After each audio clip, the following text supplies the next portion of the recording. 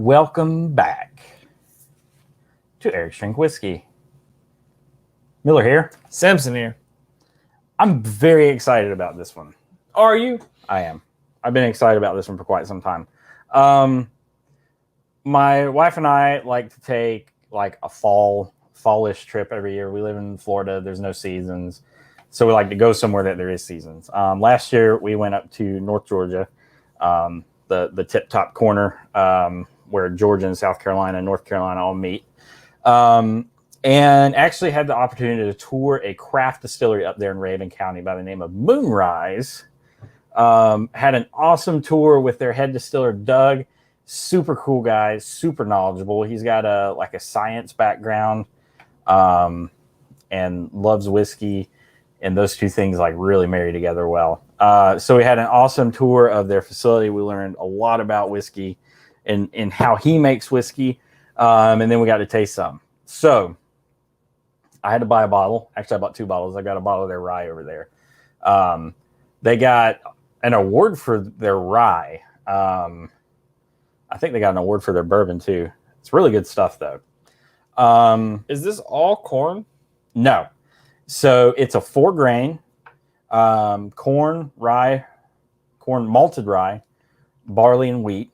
The corn is locally grown Silver Queen corn up there in Northeast Georgia. And of course, like most craft distilleries, craft breweries, they got a good program of the farmers that their spent grain, they, let dry out and the farmers come and get it for cattle and hog feed and stuff like that. So that's pretty cool. Green and everything. Open fermentation. He's got the fermenters out there sitting in the middle of the warehouse. Did you tell me he sweet mashes? No, sour mash. He's all sour mash. Sour mash. Huber's sweet mashes. Huber's sweet mashes. But yeah, so they've got whiskey. They've got rye whiskey, bourbon whiskey. They've got rum, a gin, a vodka. Their gin's actually really good. But he approaches whiskey and other distilled spirits from a very chemical standpoint, which actually makes for a very good spirit. His bourbon is aged 6 years. I don't know if it says that anywhere. I didn't see it. But I heard it from him himself. I was just asking because it said distilled from corn. Oh. That's all it said. Corn liquor. No, so 6 years. He actually didn't even open this distillery until he had a 6-year-old product. So good for him. But yeah, it's really good. I had it in the tasting. I was like, this is phenomenal. So I'm happy to come and share that with you. He's very picky about his cooperage. Well, I'm ready to nose fuck this thing, which I think is really cool.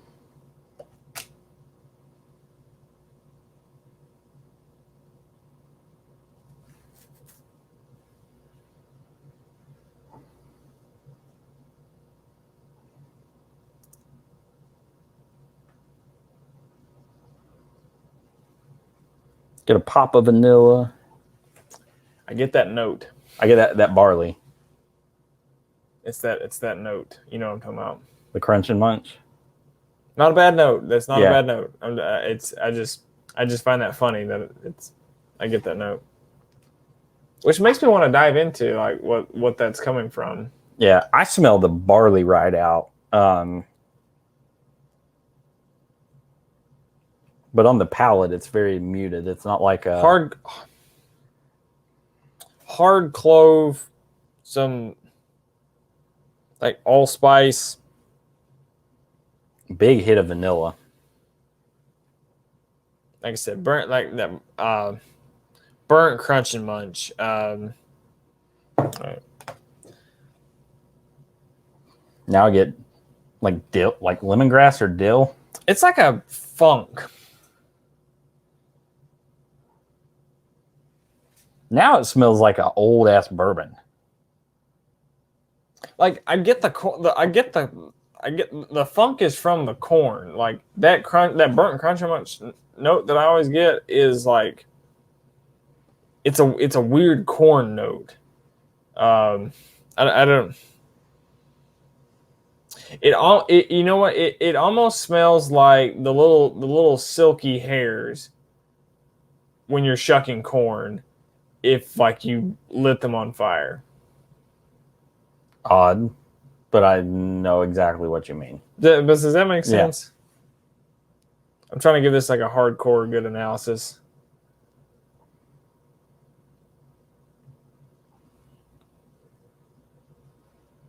Let's do it. Cask strength, by the way. All right, 120 proof. Cheers.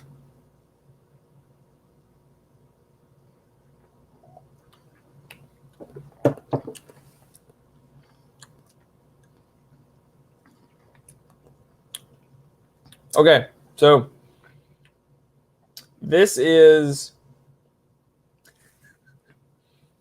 what Elijah Craig Toasted Barrel should have been. Yeah. Okay, so I got the punch of oak on the front part of the tongue. It was a big smack forward of his oak.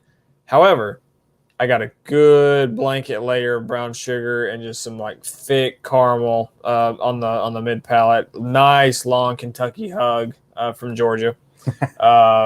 Just good finish. You can tell this product had some age on it. One of the better craft bourbons I've tasted. It checks all the boxes for me because I like that big punch of. So I got kind of an opposite. I got that big punch of sweetness and then like a wave of oak that kind of balanced it out. But yeah, that finish is nice, and it's not like some weeded bourbons we've had at Cask Strength where it just singes your. It's a here more than the back of the throat.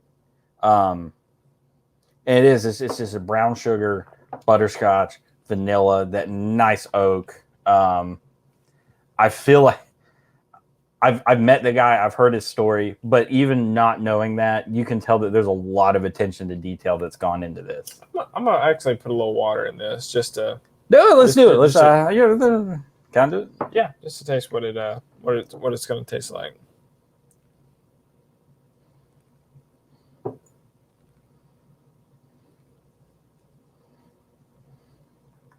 I like craft bourbons. I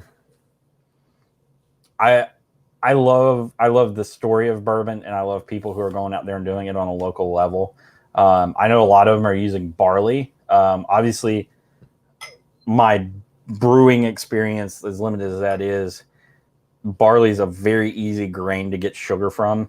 That's why it's the basis of beer. So I don't know if that's why a lot of craft distillers use it. I don't know if they use it. I know he uses it because it's what tastes good. It hides that corn note. Yeah. A lot of which is a good thing. Like a lot of when craft distilleries started becoming a thing, a lot of them were like using heavy corn recipes, and it was pumping it out too young. And he was getting that raw. Yeah, the barley recipe, the higher barley recipes have been kind of muting that like big ethanol punch to the nose for good too, you know. So I did, I think, 3 drops of water. What that opened up on the nose is a nice, like, you pull off the top of a tin of caramel corn. I would agree with that. That brought down the crunch and munch note back to more like a cherry. This is back down to just some smooth caramel. I still got that sweetness. I get like a little bit of a nuttiness now. And I still get, exactly like you said, what that toasted oak Elijah Craig we reviewed should have been. It's just a nice oak afterthought. Yep. This is still oaky for me. But I'm impressed. Yeah. I really am. Like me not being an oak bourbon, you being one, this is your wheelhouse, but this is good. What did this run? I think it was like $50 for a single barrel cask strength. Not bad at all. Yeah. Not at all. I think this is a great buy. If you're in Georgia, I think you can find this pretty easily in and especially some of your like smaller stores. If you're ever in Northeast Georgia in Rabun County, they're right off Highway 441. As you're going into Clayton, right up on the hill, it's a really cool experience. But yeah, finally, not bad. the first one tonight we've had that hadn't been a what? a dude. Well, I went into this one with clear expectations. Yeah, and they were exceeded. I'm impressed. 6-year product, not bad at all. So I would be anxious to try this at like just at 90. At 90, yeah, that might be able to be a range if he's got one. Yeah, he's got a 90, like 100, and then the 120. The Cask. 100. I'll take 100. 100. 100's kind of we'll see. The benchmark. We'll see where our vacation takes us again. So thank you for joining us. This has been our review featuring of Moonrise Distillery's Georgia single barrel cask strength bourbon whiskey from Rabun County, Georgia. This was a tasty one. If you're ever that way, check them out. Super cool facility, super nice people. As far as we go, like, share, subscribe, follow. We appreciate your support. Thank you for helping us along as we do what we do here and just have fun. Yeah, that's not going to help us get anyone. But till next time, folks, this has been Eric's Drink Whiskey. Cheers.